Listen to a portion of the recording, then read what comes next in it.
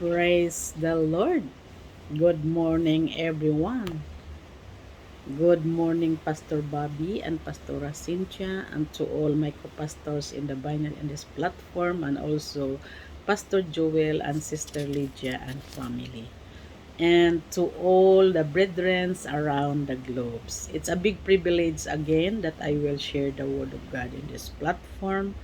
So, dito po ay nag-umpisa na yung bagyo hangin. Amen. Umuulan na. Praise God. So, hoping and praying na hindi po mawalan ng wifi dito sa aming lugar sa Cabanatuan. Praise God. So, without further ado, if you have Bible with you, let us open our Bible in the book of Psalms chapter 62 verse 11 down to 12. It says, God hath spoken once, twice have I heard this, that the power belongeth unto God. Sa 12, it says, Also unto thee, O Lord, belongeth mercy, for thou renderest to every man according to his work. Amen. Pagpalain ang pagkabasa sa salita ng ating Panginoon. So let's pray. Hallelujah. Thank you so much, Father, for your words that we read this morning, Panginoon. Hallelujah. Your servant, a channel of your blessings, O Lord God. Without you, Lord God, I am nothing. And move in this platform this morning, Panginoon. Hallelujah. Thank you so much, Father, in Jesus' name. Amen and amen. So the title that I will bring to you this morning about empowered to empower. Amen. Empowered to empower. So, meaning empower the act or action of empowering someone or something. Amen. The granting to of the power, right, or authority to perform various acts or duties according to Merriam-Webster. Yes. Number 2, the empowered, the state of being empowered to do something, the power or authority to do something. Amen. It quite the same. Hallelujah. So, in our key verse this morning, so I will repeat to read, mga kapatid, hallelujah, in Psalm chapter 62 verse 11-12, God hath spoken once, amen, twice have I heard this, that the power belongeth unto God. So sa Panginoon lamang belong to God lamang ang power. Sa Tagalog, ang Diyos ay nagsasalitang minsan. Makalawang aking narinig ito, ang kapangyarihan ay ukol sa Diyos. Amen.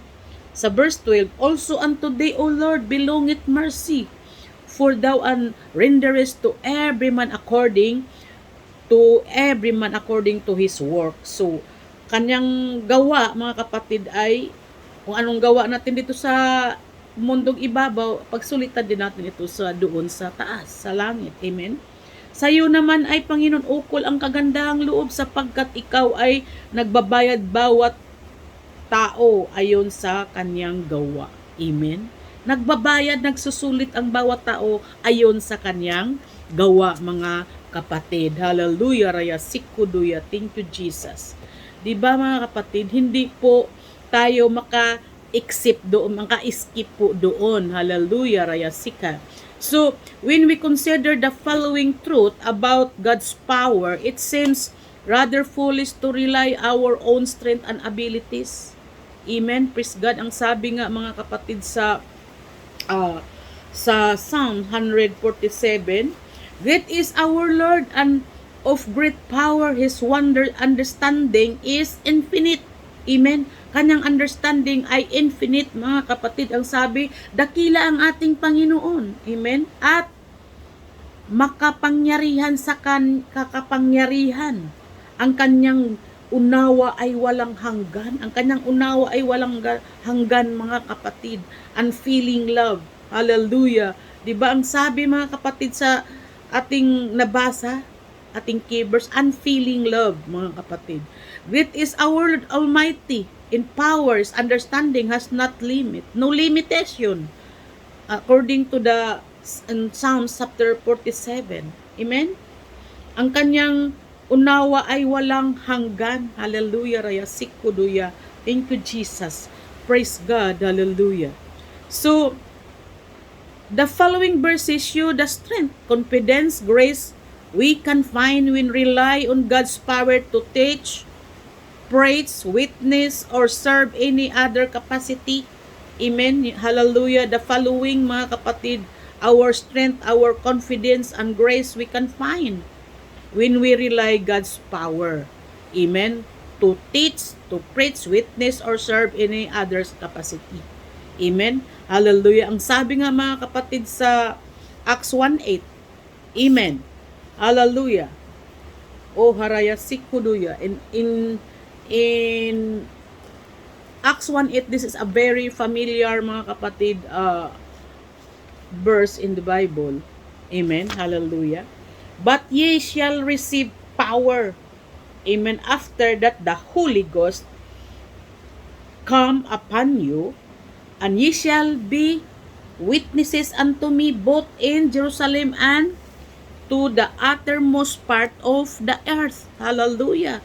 Tayo mga kapatid ay mayroon ng gift. Binigyan na tayo ng gift which is Holy Ghost. We have to power to witness people na hindi pa nakakilala sa katotohanan. Alalaya sikuruya. Thank you, Jesus. Di ba sabi? In all and in Samaria and unto the uttermost part of the earth.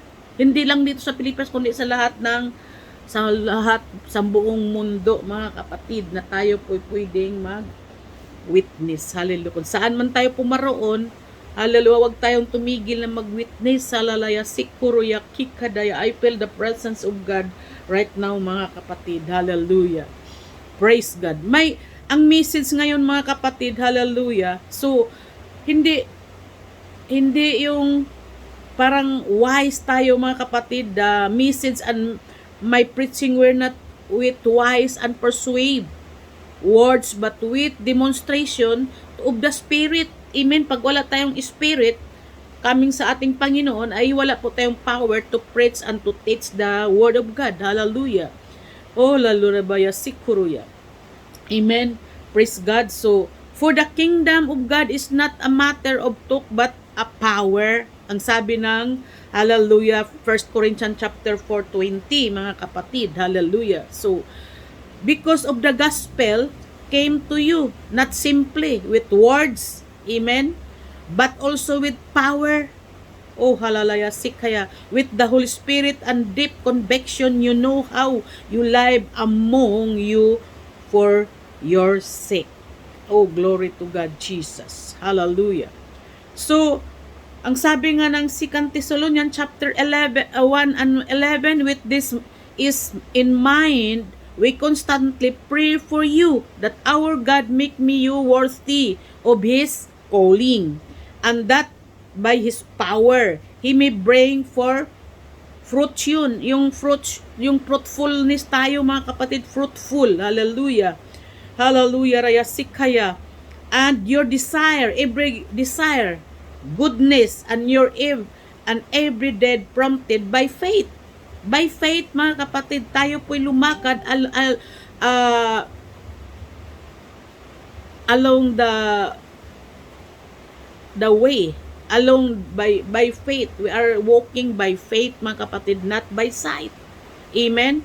For the Spirit God give us does not make us timid, but gives us power, love, and discipline. In 2 Timothy chapter 1:7, mga kapatid. Hallelujah. So, ang tayo mga kapatid, especially na mayroon tayong ministry na inatang sa ating Panginoon, ministry God's way, mayroon tayong mga tools. Amen. Hallelujah. Even the leaders, hallelujah, steering the church toward God's power, leadership, guide. Mayroon tayong guide which is the Holy Ghost, mga kapatid, na hindi po tayo nag-rely sa ating mga sarili. Hallelujah. Oh, hariya sikuduya. Mayroon akong babanggitin dito mga kapatid about the related dito sa ating pinag-aralan na empowered to empower. Serve better by remembering that only God is infinite. Amen? Wala pong hangganan ang kanyang awa at habag sa atin. What does the Bible say about self-striving? Kaya mag-striving po tayo sa paglingkod sa ating payon. We need to be sacrificed, mga kapatid. Ministry empowerment, God's means, hallelujah, ministry empowerment, God's, hallelujah, ang sabi ng ating Panginoon. Ministry empowerment, divine power. Hallelujah. Praise God. Keeping the right priorities takes divine power. Hallelujah. Serving in the power of an almighty of God. Kung wala tayong power sa ating pag-serve sa ating Panginoon, ay madali po tayong manghina, mga kapatid. Kailangan mayroon tayong power. The power of God at work in the church. Even whatever saan tayo pupunta, mga kapatid, andoon yung power ng ating Panginoon, which is the Holy Ghost. Kasama natin siya lagi. Hallelujah. Kaya ating ingatan na hindi tayo po iiwan ng Holy Ghost na binigay sa atin ng ating tinanggap natin. That is the gift coming from God, mga kapatid, that we receive. Hallelujah. Raya sikkuduya. Thank you, Jesus. Oh, hallelujah. Sikharaya. Thank you and God bless us all. And let's pray, mga kapatid. Hallelujah. Hallelujah. Sikuruya. Kaya how I feel the presence of God right now, mga kapatid. Hallelujah. Sikuruya. Kikadaya. Thank you so much, Father, O Lord God. Hallelujah. Sikuruya. Thank you so much sa iyong mga salita, O God, na aking na-share ngayon sa platform na ito, Panginoon. Hallelujah. Power to empower, Panginoon. Hallelujah. Salamat sa power na iyong ibinigay sa amin, Panginoon. Kung wala ka, wala po kaming magagawa, Lord Jesus, O God. Thank you so much, O God. Continually use your servant, Panginoon. Without you, Lord God, I am nothing. I am depending on you, Lord. Hallelujah. Na hindi kami po magre-rely sa aming mga sarili, kundi sa iyo kami, Lord God, kumapit at humugot magkuha ng kalakasan sa iyo, Lord God, because your love is unfailing, Lord God. Walang halaga, walang hanggan ang iyong pag-ibig sa amin, Panginoon. I pray, Lord Jesus, O God, hallelujah, sa platform na ito, ang mga nag-host, Pastor Bobby, hallelujah, Pastor Jewel, ang mga prayers line, Pastora Cynthia, Sister Lydia, at lahat na mga hallelujah, nagpipray dito, Panginoon. Hallelujah, i-bless mo rin sila, gamitin mo palalo, Panginoon. Hallelujah, Lord, I pray, O God, sa aming bansa na puno ng kaguluhan, Lord. Iligtas mo, hallelujah, God, na makilala nila ang katotohanan, Panginoon, lalong-lalo ang mga namuno. Alisin mo ang mga corruption, ang pagkampi-kampi, pag-away-away, Panginoon. Ito po hindi mo kinalulugdan, Panginoon. Hallelujah, Lord Jesus, I pray, hallelujah, sikadaya sa aming mga kababayan na nasalanta sa earthquake bago lang, mga Panginoon, sa Bohol, sa Cebu, sa Liti, sa Iloilo, Panginoon, kahit saang bansa, Panginoon, nadako ng bansa, O God, hallelujah, na puno ng kaguluhan, Lord God. Iligtas mo yung mga anak, Panginoon, i-comfort mo, provide their needs, O God. Ngayon may darating na typhoon, Panginoon, ingatan mo po ang yung mga anak, hallelujah, mga tao, Lord God, na malapit, O Lord God, sa hallelujah, sa ilog, iligtas mo po sila, Lord, alisin mo ang mga sakuna, hallelujah, raya sikadaya. Thank you so much, Father, for your unfailing love, hallelujah, sikadaya, karaya kikadaya. Thank you so much, Father, O Lord God. Without you, Lord God, we are nothing. Sa iyo lamang kami nakabidipindi, Panginoon. Hallelujah, I pray, Lord, hallelujah, sa aming mga family, Lord God. Ingatan mo, Lord, kahit man saan kami pumaroon. Ang iyong pag-ibig ay kasama namin. Ang iyong power, Panginoon. Thank you so much, Father, O Lord God, for your glory alone. In Jesus' name, amen and amen. Thank you, Lord. Thank you, Jesus. God bless us all.